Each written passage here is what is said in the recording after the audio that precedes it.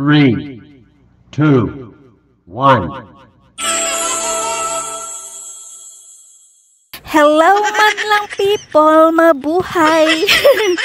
So ayan, mabuhay tayong lahat dahil araw ng Sabado, day off ko naman. So ayan, nakikita nyo po at ako ay nag-almusal.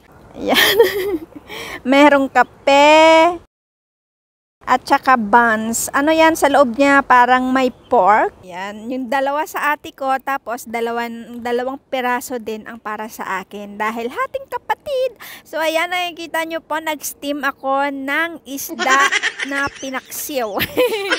Lutong ilo-ilo. Ayan, tapos yung mga dalawang bowl, leftover namin na ulam. So, pwedeng-pwede na yan pang ulam sa araw ng holiday. So, ayan, nakikita nyo. Nakalagay na sa baunan yan ang paborito ng bayan, isda. Hindi ko alam kung anong pangalan ng isda na yan, basta kulay pula.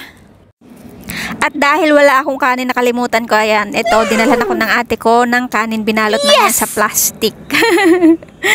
So, ayan, tinatapos ko lang ang aking pag-aayos ng aking mukha at buhok. Mag-ayos naman tayo ng konti dahil holiday naman, araw ng day off, it's our day. Dahil pag sa bahay, laging nakapusod ang buhok, bawal ang buhok na nakalugay. So, ayan, konting suklay-suklay lang. O, minsan nakakalimutan ko na rin magsuklay sa kabisihan sa trabaho. So, araw ng Sabado, happy weekend sa inyong lahat. And enjoy your day also. Happy Mid-Autumn Festival dito sa Hong Kong. Ayan. Enjoy your weekend, everyone.